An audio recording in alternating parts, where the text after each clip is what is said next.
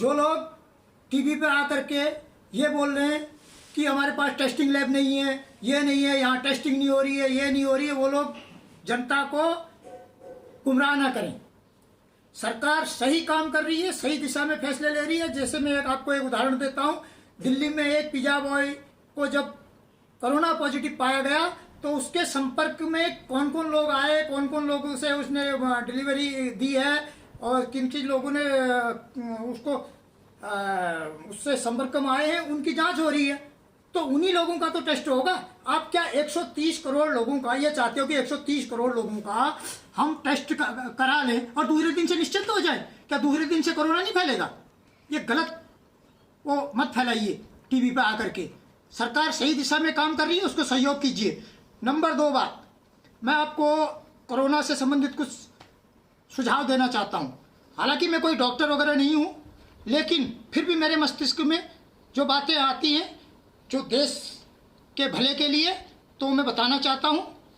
Number 1 बात, जिन क्षेत्रों में आप टेस्टिंग करना चाहते हैं उन क्षेत्रों में क्या करें, आप 20 लोगों का एक ग्रुप बनाएं।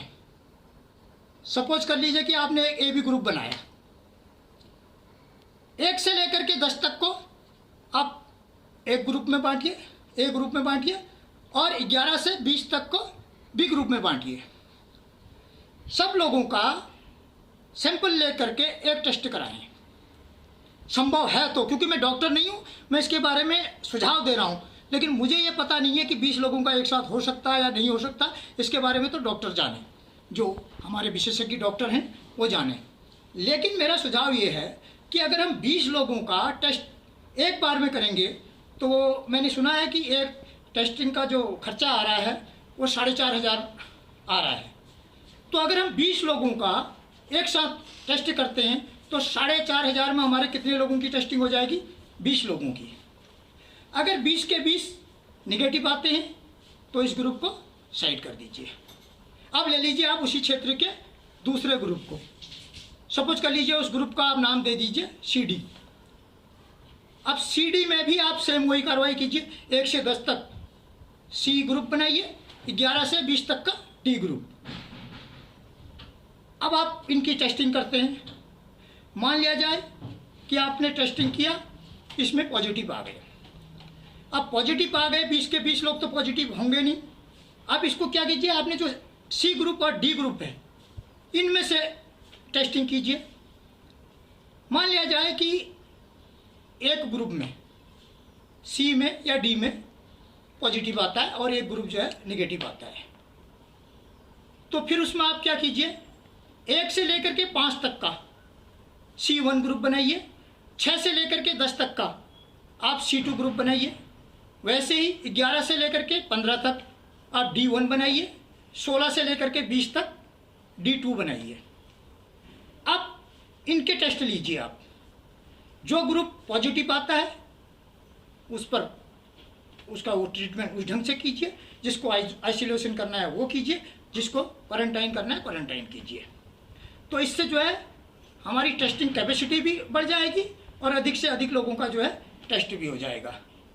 ये रही एक बात।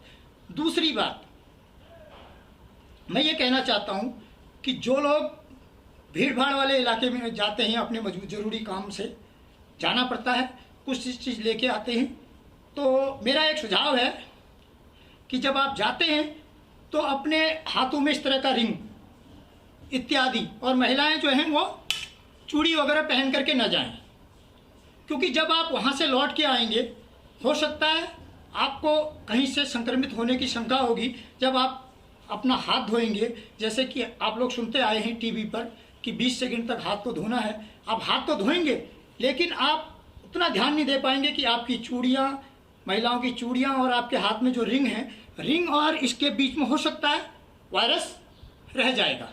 क्योंकि हम लोग हैंड जो है बिल्कुल हाथ साफ करेंगे, जिस तरह से बताया गया है हम करेंगे, लेकिन हम ध्यान नहीं देंगे क्योंकि ये चीज़ें इसके अंदर हो सकता है वायरस फंसा रह सकता है और ये खतरनाक हो सकता है। नंबर चौथी बात अब मैं बताने जा रहा हूं, वो बहुत खतरनाक है।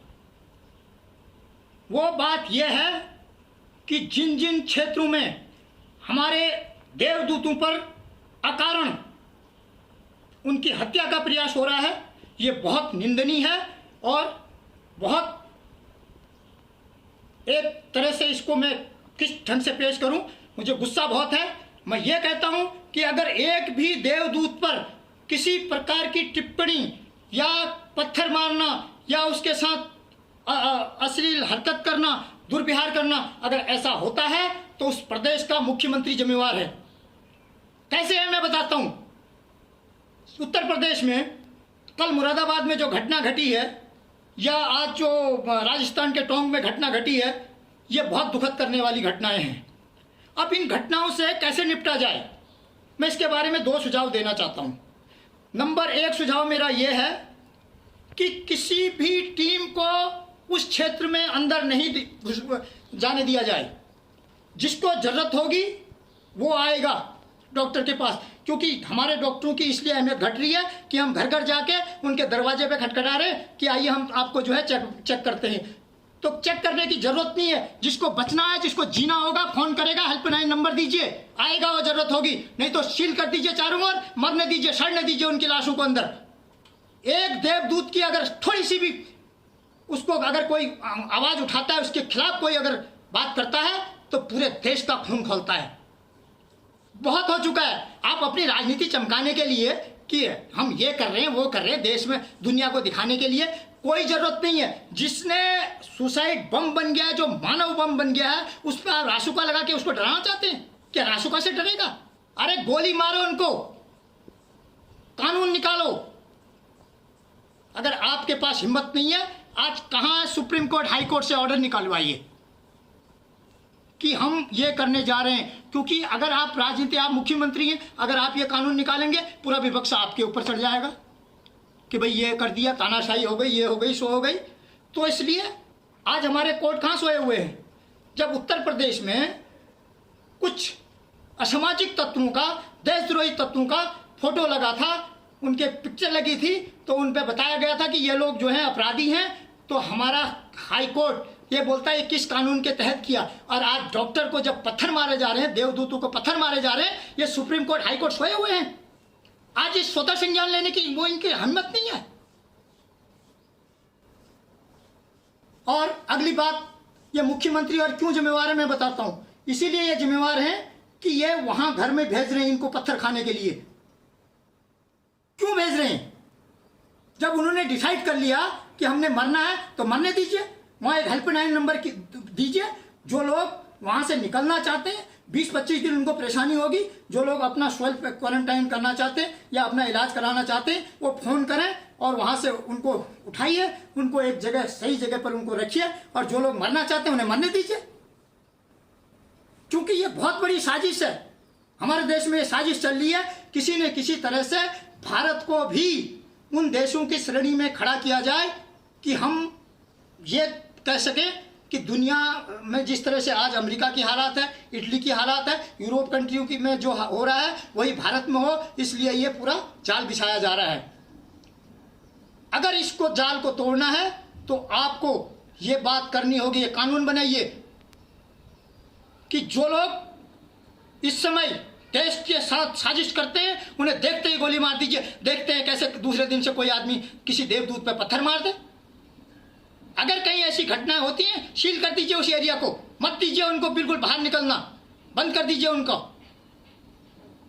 फिर देखिए आप कैसे कोई पत्थर मारता है या कोई फूल बरसाता है।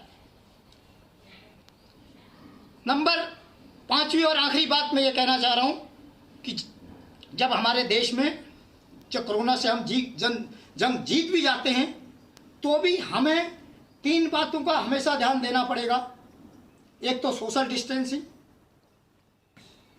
दूसरा किसी भी संदिग्ध व्यक्ति को अपने क्षेत्र में ना आने दें। क्योंकि मैं आपको 3 चीज़ों से आगाह करना चाहता हूं। एक तो जब तक पाकिस्तान में कोरोना खत्म नहीं हो जाता है, नेपाल में खत्म नहीं हो जाता है, बांग्लादेश में खत्म नहीं हो जाता है, तब तक हर भारतवासी को चौकन्ना रहना पड़ेगा। क्योंकि सबसे ज्यादा खतरा पाकिस्तान की सीमा पर तो हमारी सेनाएं लगी हैं, लेकिन सबसे बड़ा खतरा पश्चिम बंगाल से है। क्योंकि ममता बनर्जी भरोसे लायक नहीं है। वो किसी भी साजिश के साथ, किसी भी साजिश के तहत अपने आप को बचाने के लिए वो ये हथकंडा अपना सकते हैं कि वो बांग्लादेश से कोरोना संक्रमितों को आयात करके पूरे भारत में फैला सकते हैं। इसलिए मैं ये बता देना चाहता हूं, देश के अंदर सबसे खतरनाक अगर कोई लीडर है तो ममता बनर्जी है। उनसे सावधान रहने की जरूरत है। और बाकी देश के सारे मुख्यमंत्री अच्छा काम कर रहे हैं, सरकारें अच्छा काम कर रही हैं, उनको सहयोग करना है। और किसी भी तरह की जो है अपने अपनी जिम्मेवारियों को निभाना है। हर व्यक्ति अगर अपनी जिम्मेवारी निभाएगा, अगर हर वार्ड मेंबर अपनी जिम्मेवारी निभाएगा और हर जनप्रतिनिधि, छोटा सा जनप्रतिनिधि अपनी जिम्मेवारी निभाएगा, तो वो कोरोना हमारे घर में, हमारे क्षेत्र में, हमारे प्रदेश में नहीं घुस सकता है। और जो आ गया है उसको हम वहीं समाप्त कर सकते हैं। बस इन्हीं बातों के साथ मैं अपनी वाणी को विराम देना चाहता हूँ।